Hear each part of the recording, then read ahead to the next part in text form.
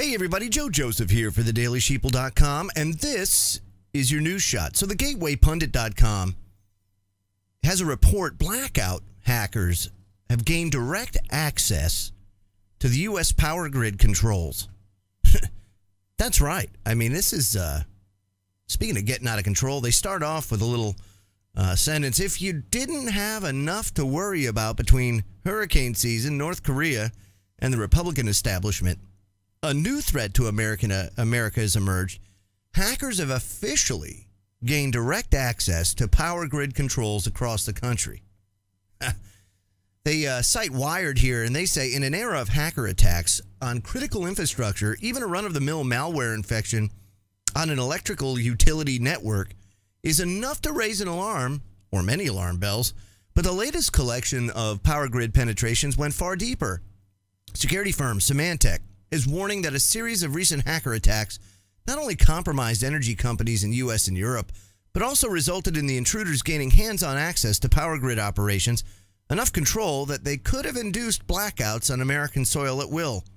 Symantec on Wednesday revealed a new campaign of attacks by a group it called Dragonfly 2.0, which it says targets dozens of energy companies in the spring and summer of this year.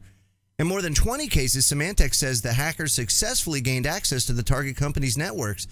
And at a handful of U.S. power firms and at least one company in Turkey, none of which Symantec will name, the forensic analysis found that the hackers obtained what they called operational access, meaning controls of the interfaces power company engineers used to send actual commands to the equipments like circuit breakers, and giving them the ability to stop the flow of electricity into U.S. homes and businesses. Listen to this, quote, "There's a difference between being a step away from conducting sabotage and actually being in a position to conduct sabotage. Being able to flip the switch on power generation," says Eric Chen, a Symantec security analyst. He continues, he says, "We're now talking about on-the-ground technical evidence. This could happen in the U.S., and there's nothing left standing in the way except the motivation of some actor out in the world." Now, this is deeply concerning. And this is deeply concerning on multiple fronts. Why? Because this isn't the only threat to our grid. You've got North Korea that's threatening an EMP attack. And in an interview with Breitbart News, author Anthony Fury explained exactly that. Why the threat could dramatically increase tensions between North Korea and the U.S. You know? This whole EMP thing. And rightfully so. But see, we sat on our hands for years and years when people were calling harden the grid, harden the grid. This technology's been around for a long time. Other countries have had this technology for a long time. When the costs a couple of years back came in, I think about $2 billion to harden the grid against EMP, did anybody do it? No. Instead, we just spend trillions of dollars on illegal wars that do nothing to benefit us here in the United States. It only benefits the powers that shouldn't be. They're the ones that go rape and pillage other lands using our children and our assets and our taxes and our labor. They go and they exploit that, and then they go make trillions of dollars raping and pillaging the oil, rare earth elements, and other, precious jewels.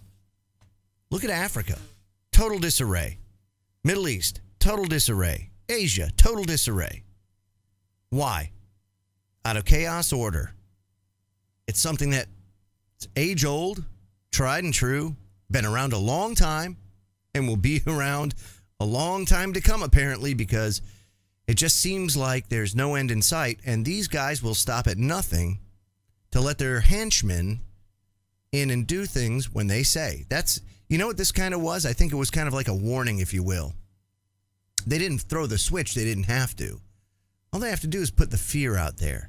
Get people to fear that there's going to be a blackout. Fear there's going to be an EMP.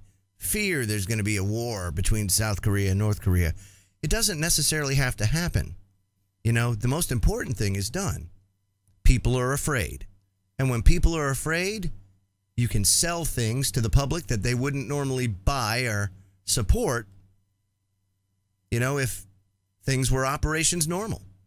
And so that's what we're fighting here. The EMP boogeyman, along with the hacker boogeyman. And who knows? If people don't heal the way that they're supposed to, why, then we'll just throw a switch and we'll make them heal one way or another. That's their modus operandi. That's the way they've acted for centuries. And that's the way they're going to continue to act, folks. I'm Joe Joseph. This was thedailysheeple.com's News Shot. Feel free to comment below and visit our website at thedailysheeple.com. Have a great day.